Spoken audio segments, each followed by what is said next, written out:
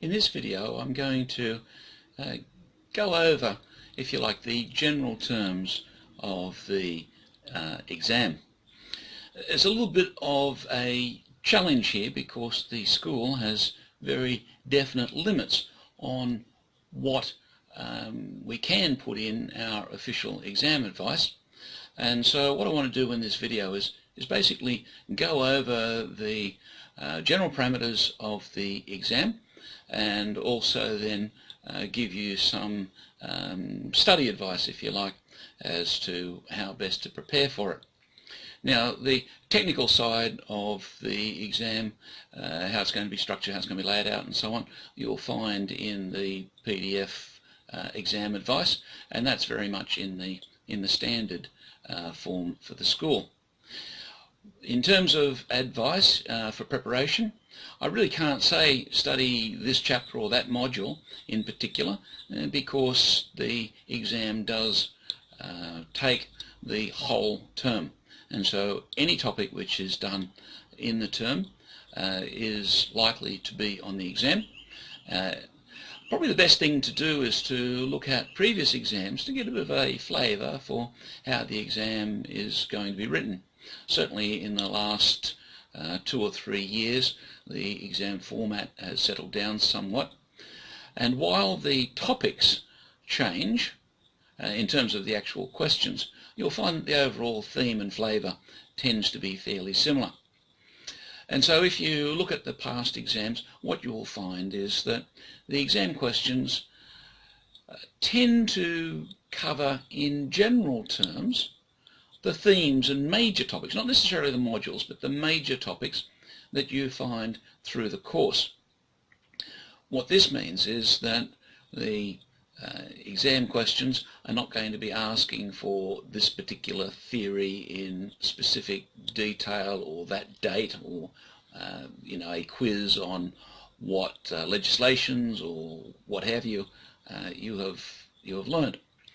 It's going to be more explain the general theory and application of XYZ. This is for the theory questions. If you look at the topics or the issues, certainly we can break those up into probably 3 or 4 major categories. We've got the question of how to do compensation valuation, the heads of valuation and things like that. We've got also then the land tax related topics. That's got to do with statutory valuation and so on for rates and taxes.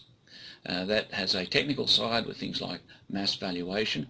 It has a theoretical side, which I think is very important, so that won't have been examined in the assignment at all. That has to do with the nature of taxation, the significance of land tax, what it does in the economy and things like that.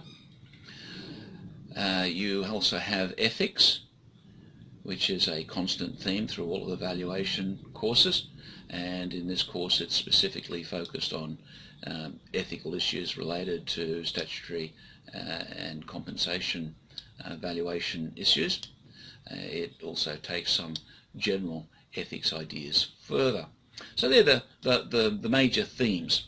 Okay. Generally, if you go into the exam with a basic understanding, more or less, of how these general themes work, you can be looking at, comfortably expecting a pass for those questions.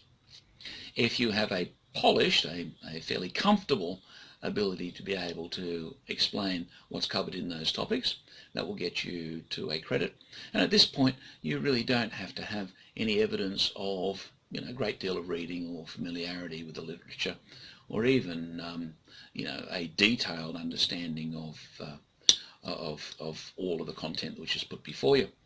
If you want to go above credit, though, that's when we're looking for people that have had the time and spent the time and really taken the interest to be able to get really familiar with the issues, and this means that they would be familiar with key court cases, familiar with the text or texts, depending on what they'll be looking at, and perhaps the supplementary readings.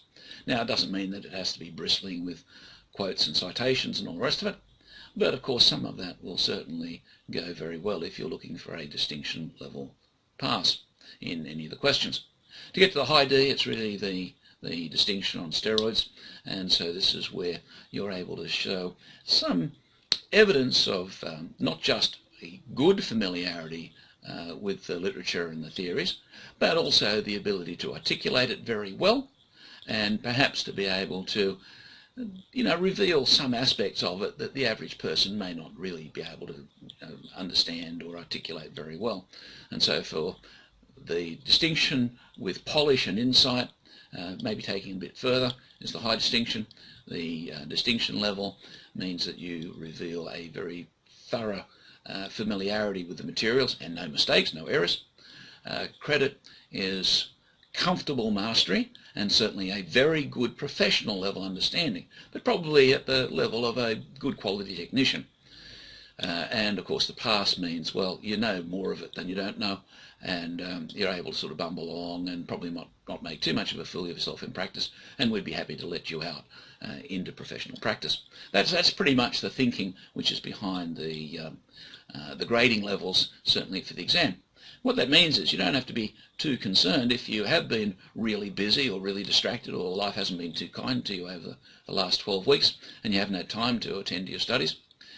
Looking for a pass or a credit is nothing to lose sleep over, because you do have to reveal, if you like, a fundamental familiarity with the topics, all of the topics. I hope that gives you a little bit of comfort and a little bit of insight into how to prepare. At the end of the day, we have to be able to sign off that you are professionally competent at the 50% level. In other words, if you pass, you're not going to make a fool of yourself if you go out into practice.